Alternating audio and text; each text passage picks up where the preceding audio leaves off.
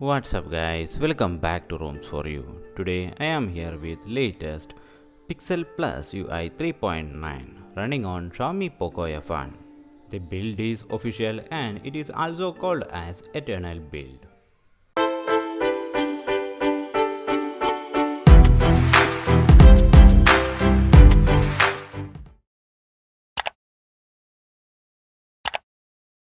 To begin with, let's quickly get into About Phone session. The ROM is based upon Android 11 and using latest security patch from 5th September 2021. Kernel they are using is Silver Core 9.9, which is not the latest but not the old. SE Linux is by default set as enforcing. When you come to security session, the ROM does got fingerprint, face unlock, app lock, smart lock and more.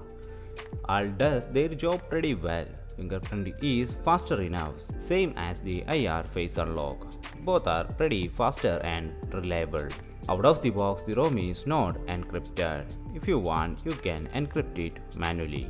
Just that your phone need to be plugged as well as need to be charged at least 80%. Under display settings, the ROM does got many customizations. Dark theme switching is available and it works pretty well. There is also option for customizing lock screen notifications. Tap to wake as well as sleep options are pleasant. The option does missing notch hiding feature from here. Under battery settings, the ROM does got pixel thermal switching. You can select the appropriate thermal from here. Also, there is smart cutoff, smart charging options present. The another important feature here is Pixelizer. Under Pixelizer, there are many customizations options available. Status bar settings, quick settings, and lock screen, and finally extras. Under status bar settings, you can enable or disable traffic indicators. Double tap to sleep option is also present. By double tapping on your status bar, you can lock your screen. Also, there are other icon management present. Under quick settings, you can also customize the rows and columns of quick settings. There is also option for selecting quick settings panel color tint, which works pretty well. Under lock screen settings, there is option for force FP authentication. Once you enable this option, after each reboot, you can unlock your phone with fingerprint. Under media artwork, there is option for display music visualizer as well as the media art. After enabling this, you can see the media cover art or the visualization on lock screen. Under extras, there is power menu settings. There is option for enabling advanced reboot as well as the lockdown option. Once you enable them, if you press and hold the power button, you can see the options are present. Under volume panel style, you can choose the different volume panels from here. There are many different volume panel styles present. You can choose them according to your need. The gaming mode is present. Once you enable it, it will help you to hide any notifications or disturbance while playing games. Moving forward, under system and update, there is system update option available. You will get the OTA option from here. You can download and install the latest update from here, which is pretty nice comparing with any other AOSP ROMs. The QS panel here is pretty smoother and faster. You can add more tiles by selecting edit option.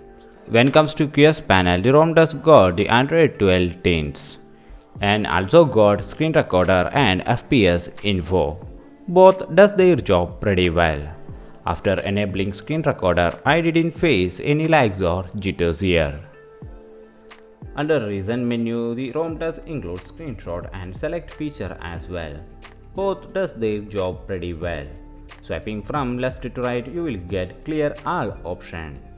So another important feature of this ROM is it does comes out with MIUI cam. The features are like photo, video, pro as well as portrait are working pretty well. But the slow-mo is still broken. If you are someone who love MIUI cam, this ROM can be considered because out of the box they got a stock cam working. But keep in mind that few features are still broken here. Moving forward, out of the box the ROM is not rooted and passes safety net checks. When you go to Google Play Store and settings, the device is also Google Play Protect certified. When comes to benchmark, after setting gaming thermals and 2 scores, 4 lakh plus, which is not that much mind blowing since I am using the Antutu Bench 9.1. Geekbench scores for single core 420 and multi-core 2092, which are pretty normal scores from a out-of-the-box AOSP ROM. To understand more about performance, I did do a 30 minutes CPU throttling test. As you see, the graphs were almost every time in green. There is no major drops or something noticed. But the maximum GIPS value I noticed was 1,87,000 plus and resulted a average value of 1,73,000 plus, which are not that great scores for Snapdragon 845. Under DRM info, ROM does also support Widevine L1. There are some preloaded apps out with this ROM, like Pulse Music and Pixel Plus UI theming. You can use the Pulse Music for your music needs, and Pixel Plus Papers includes many awesome wallpapers.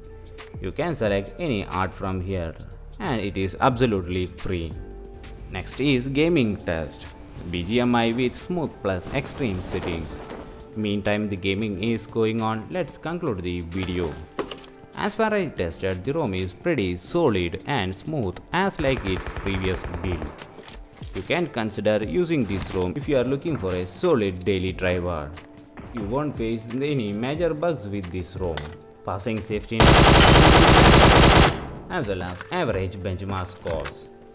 There is also presence of AOD as well. If you are someone looking for a gaming ROM, this is not for you, at least out of the box. Using some performance thermal can improve the performance. So that's it guys, hope this video was helpful to you. Like and shares are always appreciated. Keep on watching the gameplay and I'll catch you in next one.